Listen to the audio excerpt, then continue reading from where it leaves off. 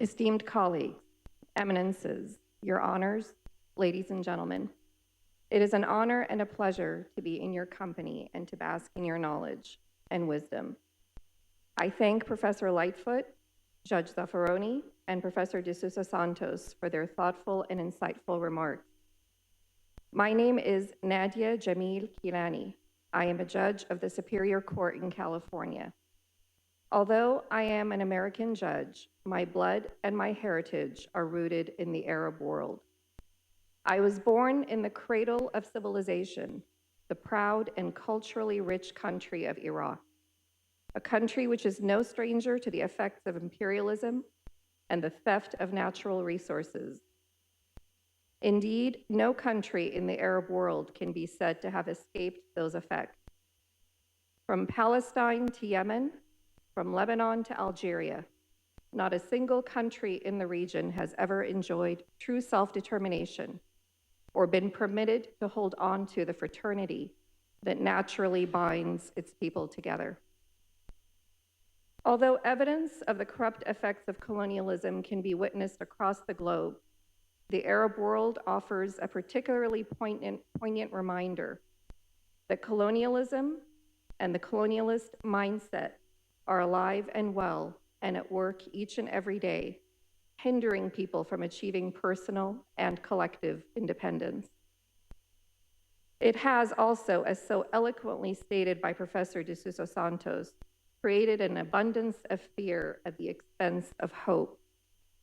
History tells us that hopeless people do desperate things. Divide and conquer has been the modus operandi of imperial powers across the globe. When these divisions lead to the desired result, which is to turn populations against each other, it is, in the words of Judge Zaffaroni, used as verification of the savagery that the colonizers relied on as a justification for the initial subjugation. One effective way to divide and conquer is to erase the colonized shared history. As a young child in Baghdad, I spent many summer days in the National Museum, staring in awe at the majesty of all that my ancestors had created. This feeling, which can only be described as pride, is an inoculant of sorts against the process by which the colonizer convinces even the colonized of their own inferiority.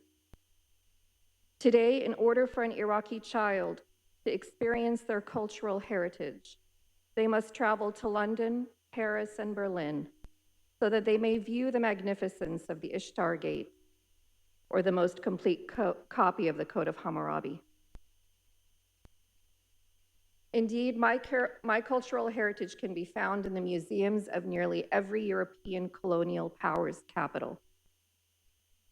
Devaluing the history of the colonized goes hand in hand with devaluing their lives. Judge Zaffaroni correctly noted the media's acquiescence and collusion in creating what he termed a single reality, which serves only the interests of the colonizers and shuts out all other points of view. The media has been instrumental in conditioning its consumers to place greater value on the lives and suffering of those of European ancestry. This is true to varying degrees across the globe. We see it in the amplification of the death or suffering of Europeans versus Africans, South Americans, or Arabs. We see it in the near total domination of only one perspective on any conflict between a colonizer and its allies versus the colonized. I live in a border city, San Diego.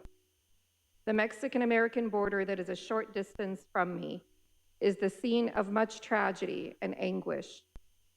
Countless families have been separated by that border, and numerous lives lost trying to overcome it.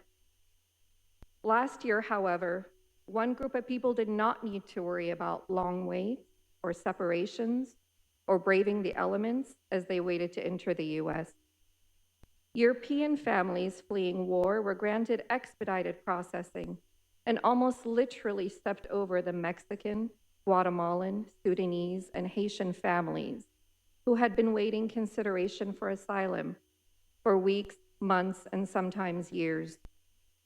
The media rushed to document their suffering, almost certainly having to carefully maneuver the lens so as not to capture the sea of non-European suffering all around them.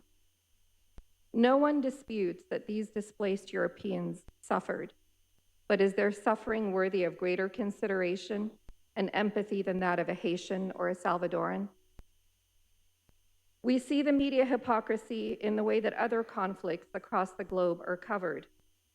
Is there any doubt that some of the worst suffering taking place in the world today is in Afghanistan and Gaza? Why is it then that there is an almost complete blackout of information about the plight of the people of Afghanistan, 95% of whom suffer from food insecurity, or the people of the Gaza Strip, who are said to live in the largest outdoor prison on earth? And what about the nearly daily assassination of the youth of Palestine, 89 of them who have lost their lives this year alone? Where is the media coverage of that? As Professor De Sousa Santos so eloquently stated, there is no global social justice without global cognitive justice. The media, as a tool of the colonizer, has done much to bring about cognitive injustice. In this day of information overload and continuous news cycles, our populations are less informed than ever about any narrative outside of the dominant one. All that we want to accomplish in this summit hinges on education beyond these walls. All ideas, plans, strategies, and calls to action must necessarily involve refocusing the discourse. We cannot do this without each and every one of us becoming a teacher of sorts. We must teach what we know to be the truth. In the words of His Holiness, Pope Francis, education cannot be neutral. It is either positive or negative. Either it enriches or it impoverishes. Either it enables a person to grow or it lessens, even corrupts him. Let us all be teachers that enrich and that help to bring about cognitive justice. I thank you for your time.